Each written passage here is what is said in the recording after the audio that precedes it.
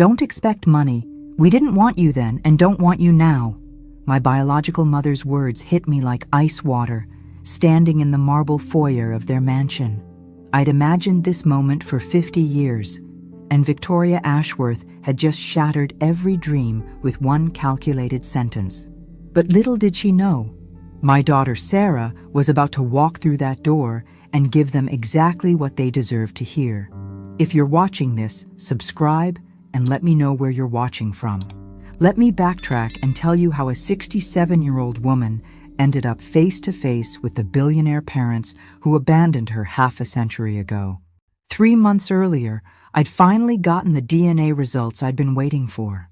After decades of dead ends, false leads, and bureaucratic walls, a simple spit test had cracked the case wide open.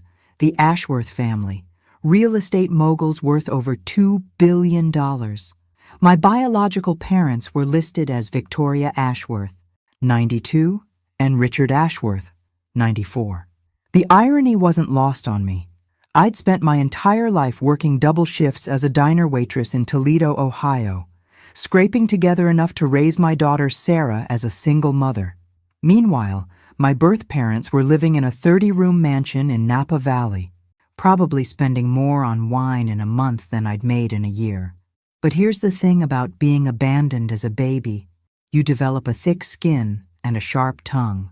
Both were about to come in handy.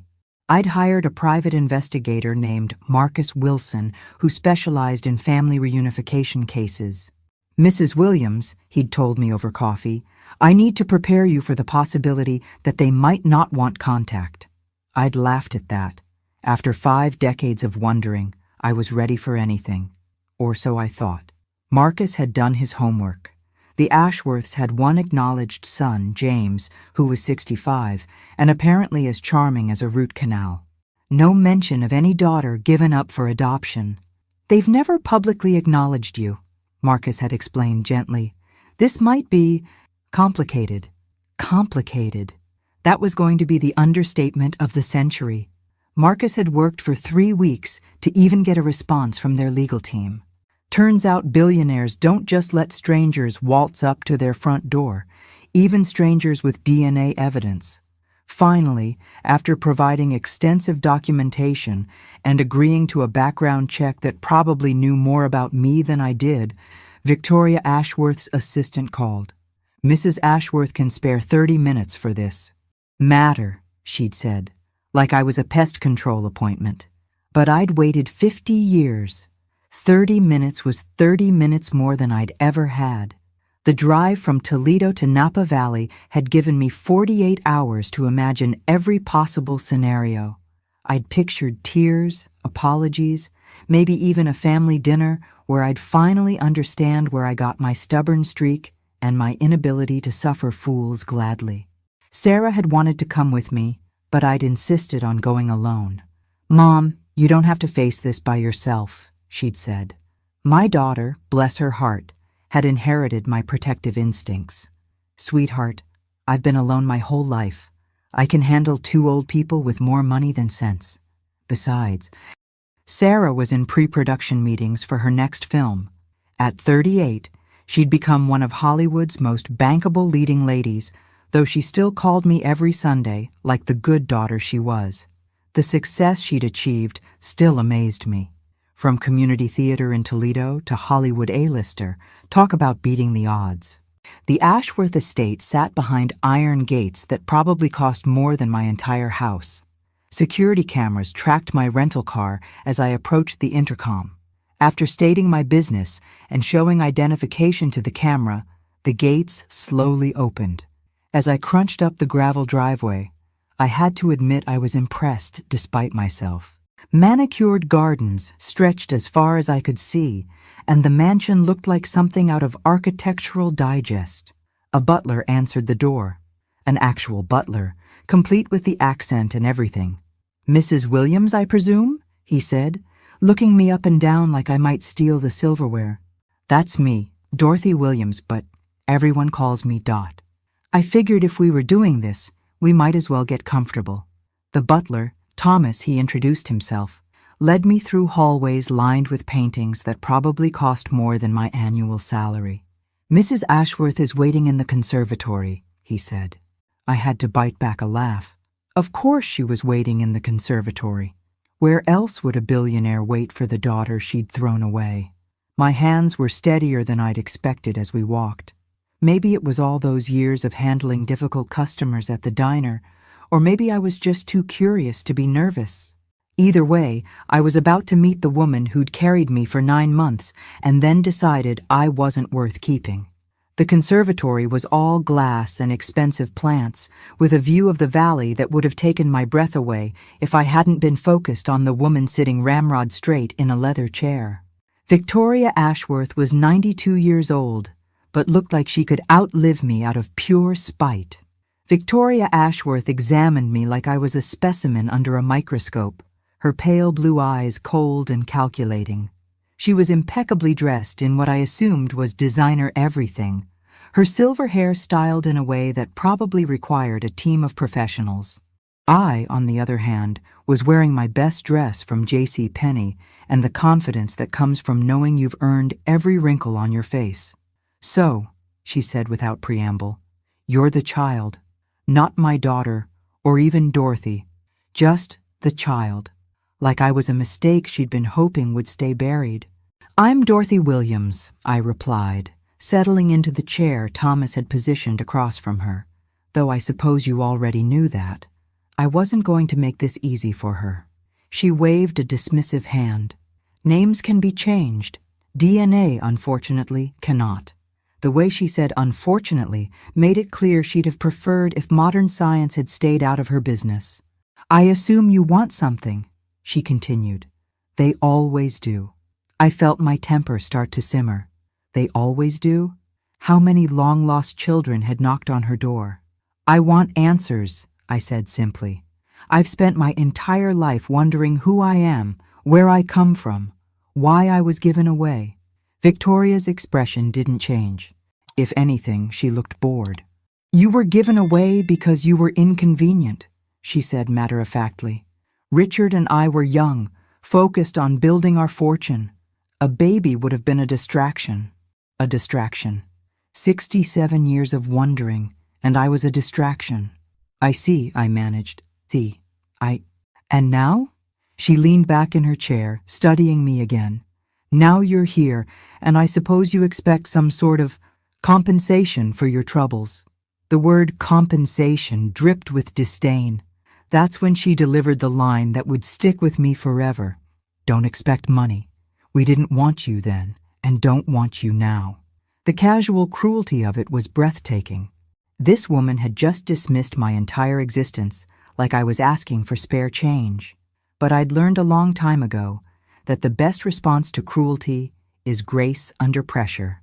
"Well," I said, standing up slowly, "that's certainly clear." I smoothed down my dress and looked around the conservatory one more time. Beautiful plants, by the way. Must take a lot of care to keep something thriving in such a cold environment. If she caught the double meaning, she didn't show it. "Where do you think you're going?" Victoria's voice cut through the conservatory like a blade. I'd been walking toward the door, but apparently our little chat wasn't over yet. "I assumed we were finished," I replied, turning back to face her. "You've made your position quite clear." She gestured for me to sit back down. "Richard hasn't met you yet. It would be rude to leave without seeing him." Oh, how thoughtful. After 50 years of silence, she was suddenly concerned about rudeness. But I was curious about the man who'd helped create me, and then walked away. "Of course," I said, settling back into my chair. "Wouldn't want to be rude." The sarcasm was probably lost on her, but it made me feel better. Richard Ashworth entered the conservatory 10 minutes later, moving slowly with the aid of an ornate walking stick.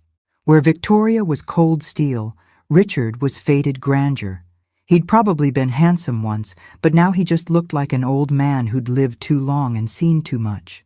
"So you're Dorothy," he said, lowering himself into a chair beside Victoria. "You have the family eyes." "That's what the DNA test suggested," I replied. At least he'd used my name. It was a small improvement over being called the child. He studied me for a long moment. "What do you do for work?" he asked. Victoria shot him a look that could have frozen hell itself. Apparently, we weren't supposed to get personal. "I'm a waitress," I said proudly. "Been working at Mel's Diner in Toledo for 23 years. I'd seen enough shame in my life to know I wasn't going to start feeling it now." Richard nodded slowly. "Honest work," he said. Victoria's expression suggested she disagreed. "Richard," she said sharply, "we've already discussed this situation." Situation. That's what I was to them, a situation to be managed. "Have you?" I asked. "Because I haven't discussed anything yet. I haven't told you about my daughter or my life or what I've built from nothing." Victoria's eyes narrowed. "We're not interested in your accomplishments." The sound of approaching footsteps in the hallway interrupted us. Thomas appeared in the doorway, looking more composed than he had when he'd first answered the door. "Madam, there's a Miss Williams here to see you. She says she's Mrs. Williams' daughter and that she's expected." My heart skipped a beat. Expected?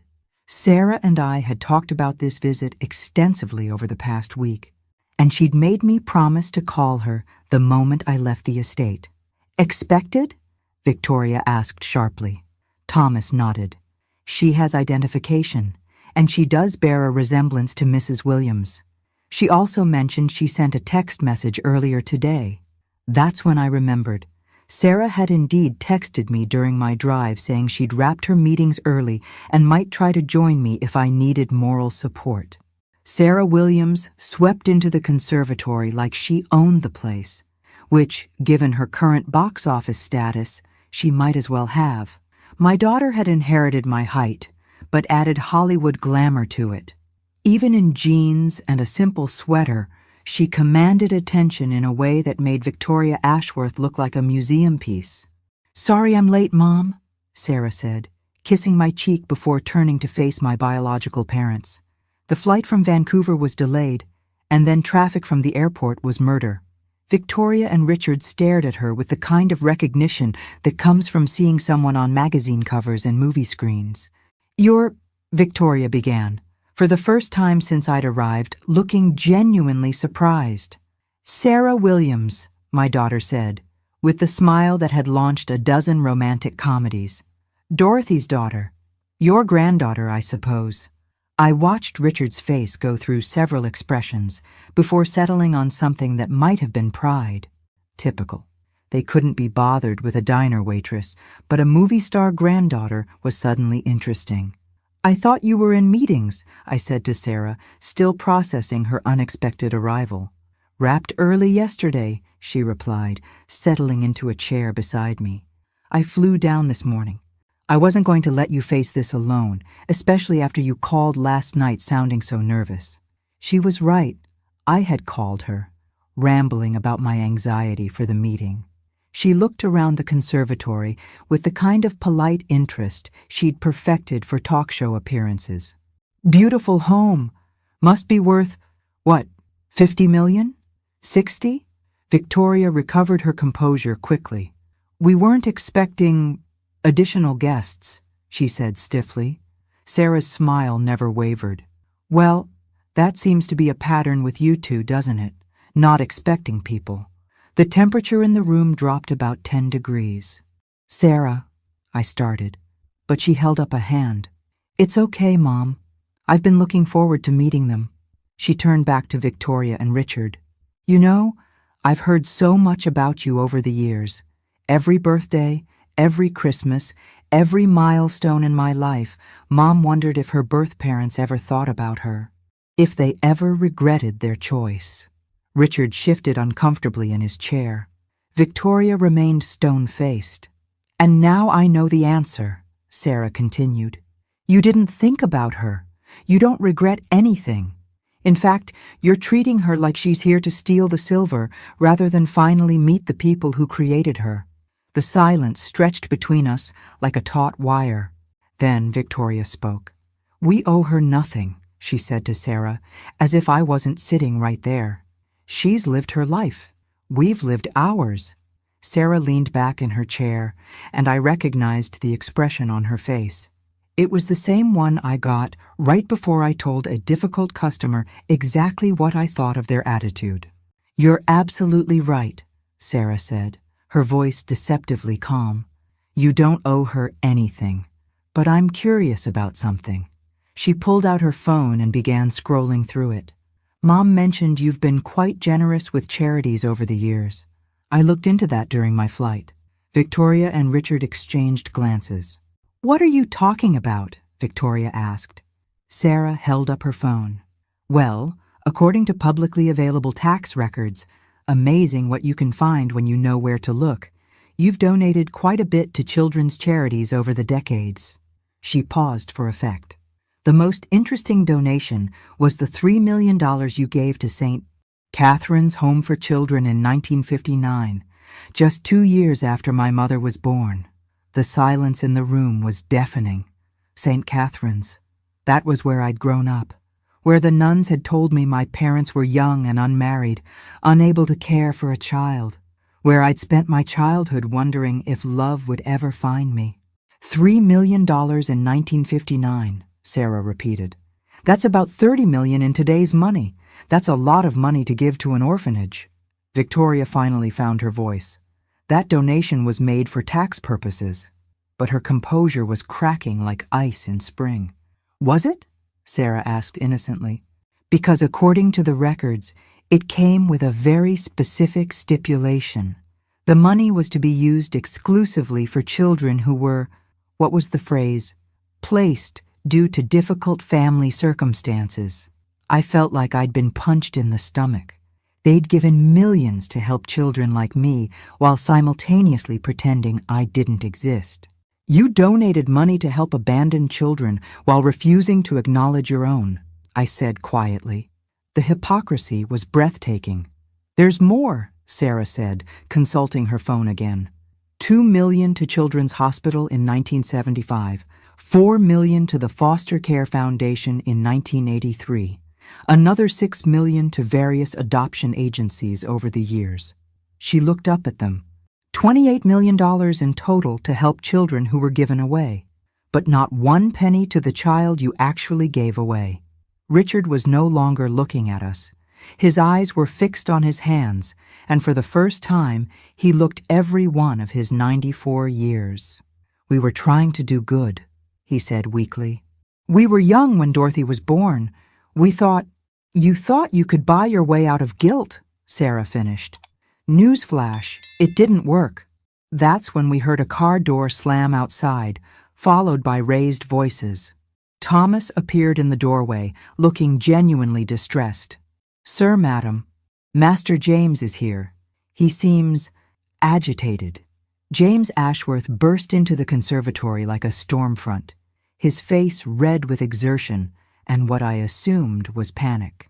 He was a soft-looking man in his 60s, with the kind of paunch that came from too many business lunches and not enough physical labor. His expensive suit couldn't hide the fact that he was sweating profusely. "Mother, father," he gasped. "What the hell do you think you're doing?" He stopped short when he saw Sarah and me. "You actually let them in?" he demanded. "Do you have any idea what this could cost us?" Victoria straightened in her chair. "James, meet your half-sister Dorothy, and your niece Sarah." James's eyes widened as he recognized my daughter, but his panic quickly overshadowed any starstruck moment. "This is a disaster," he said, pacing the length of the conservatory. "I got a call from our head of security 20 minutes ago. Apparently, someone's been making inquiries about our family trust. Professional inquiries." He turned to Sarah. "I assume that was you?" Sarah smiled sweetly. "Actually, that would be my business manager, Patricia Chen. She's very thorough when it comes to protecting my interests. And apparently, protecting my family's interests, too." She pulled out her phone. "Funny thing about being a successful actress. You get access to some very expensive legal minds. When I heard Mom was coming here, I asked Patricia to do some research." "What kind of research?" Victoria asked, her voice tight with concern. Sarah consulted her phone. Well, turns out Patricia used to work for Goldman Sachs before she became a talent manager. She knows how to read financial documents, and she has friends who specialize in family trust law. James's face had gone pale. What exactly did she find? Sarah's expression grew serious. She found that your grandfather was apparently much smarter than any of you realized.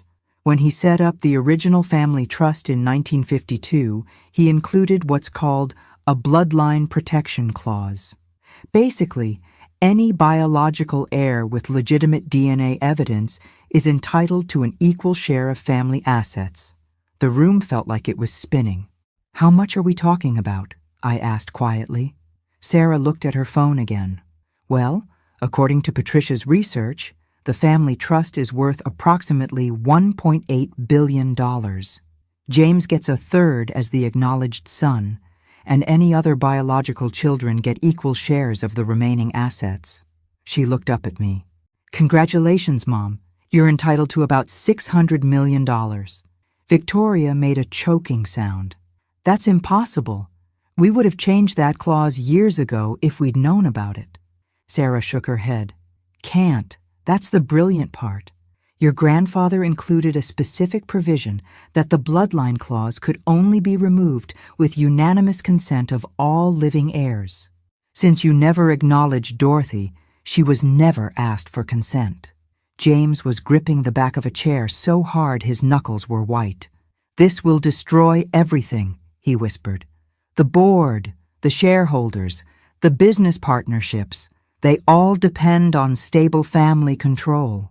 Sarah tilted her head sympathetically. That does sound like a problem. For you. Stop, James said, his voice rising to near hysteria. You don't understand what you're doing. This isn't just about money. It's about 40 years of business relationships, partnerships, board positions. If word gets out that there's been a hidden heir for 67 years, it'll create chaos in every deal we've ever made. Sarah stood up and began walking around the conservatory like she was delivering a closing argument.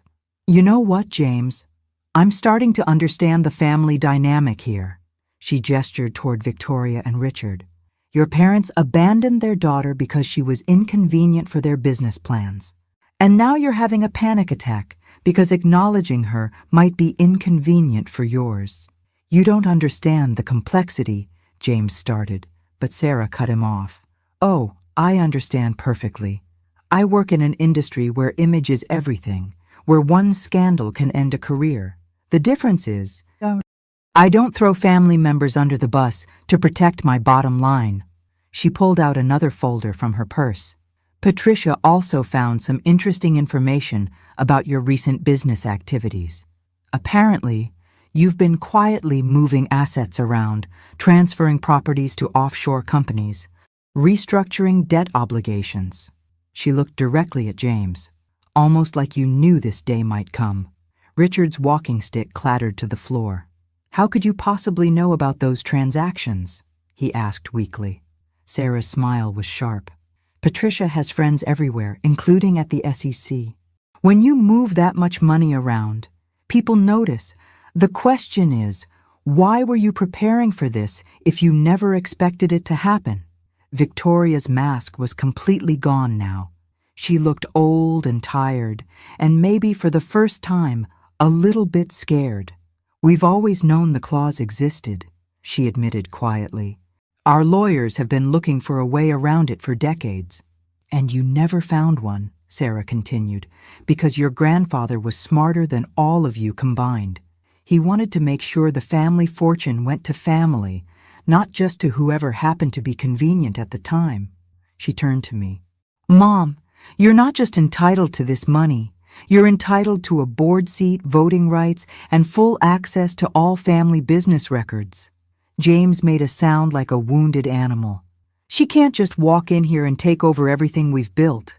Sarah's expression hardened. Everything you built. From what I can see, you inherited an empire and have been coasting on your grandfather's vision ever since. That's when my phone buzzed with a text message. I glanced at it and felt a chill run down my spine. Patricia says we have a problem, I read aloud. Apparently, someone at the Ashworth legal firm has been asking questions about me.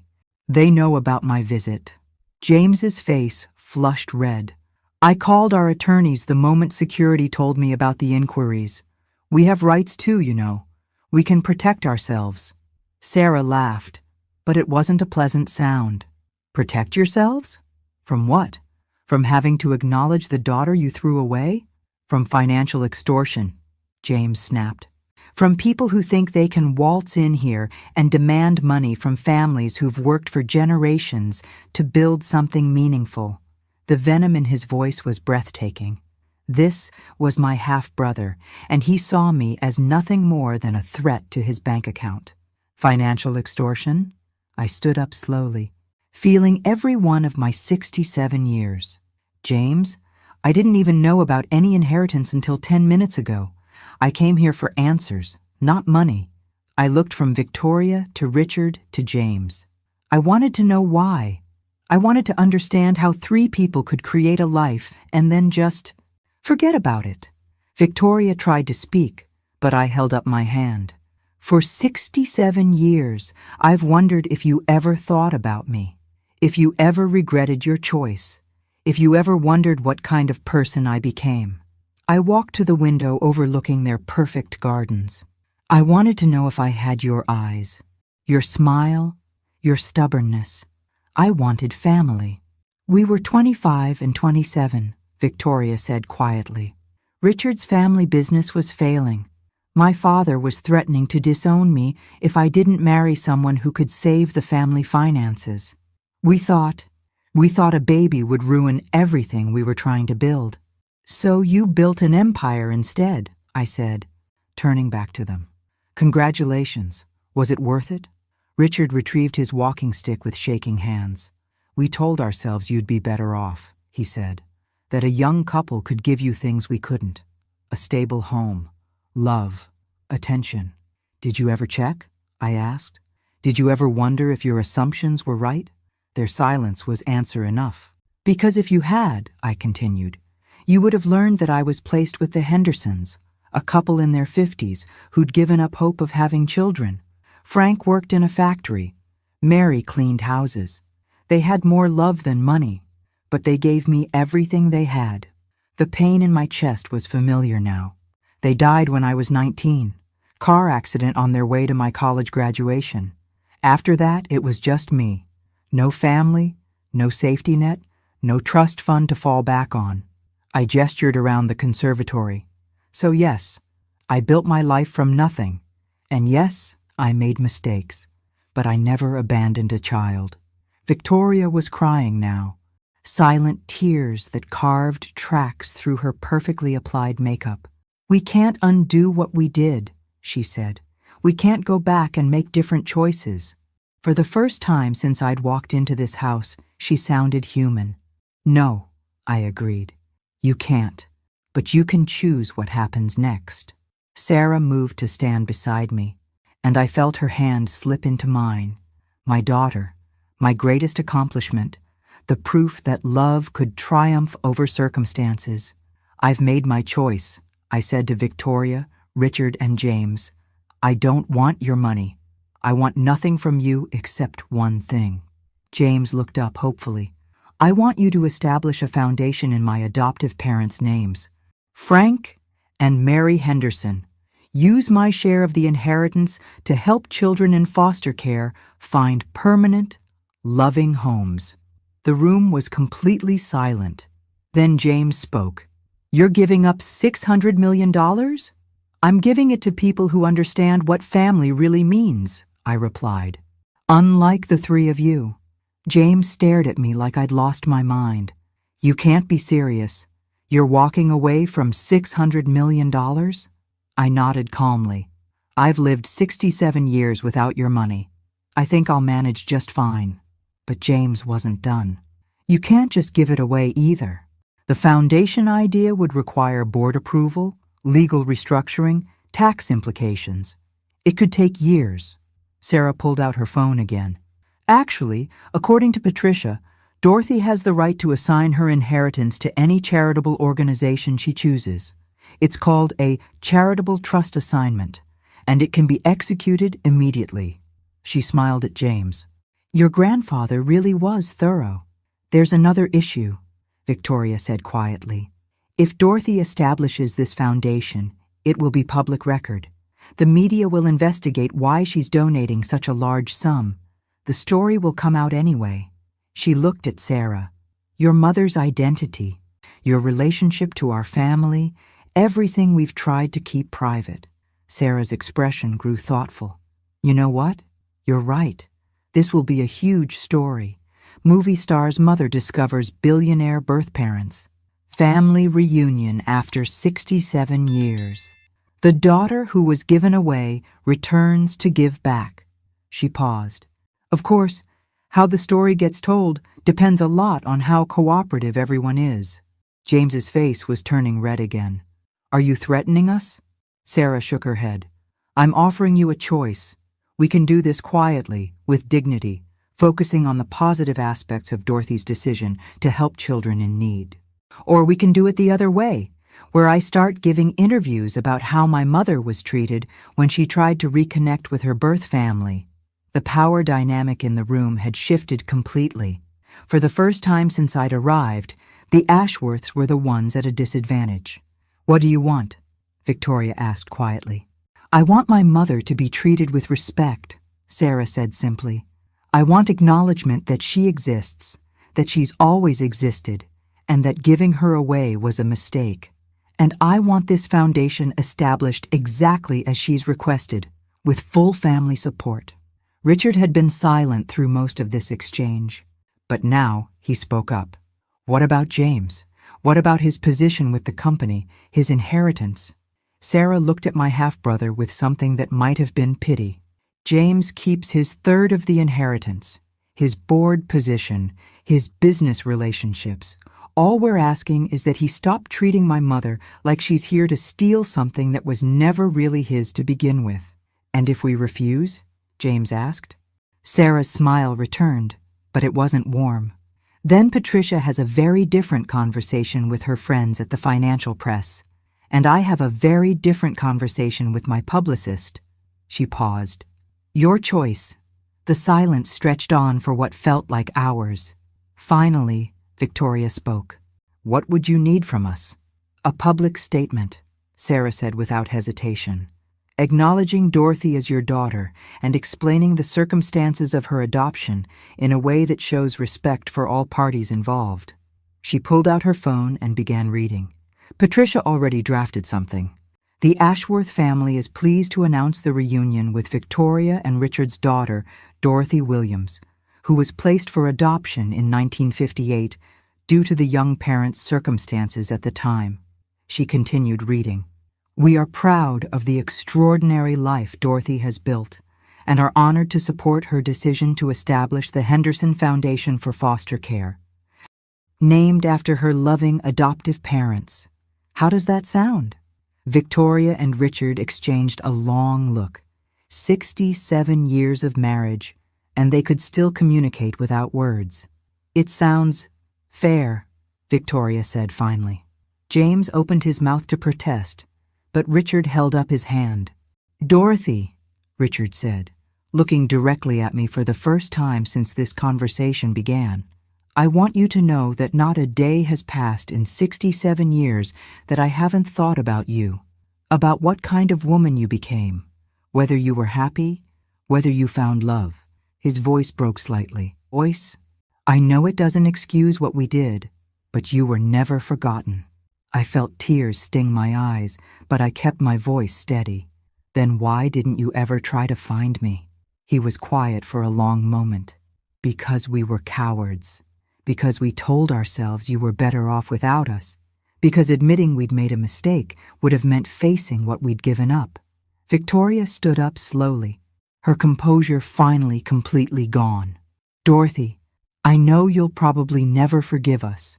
I know we don't deserve forgiveness, but I need you to know that giving you away was the biggest mistake of my life. Not because of the money, not because of the publicity, but because I lost the chance to know an extraordinary woman."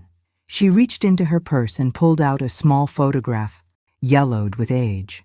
This is the only picture I have of you, taken at the hospital before.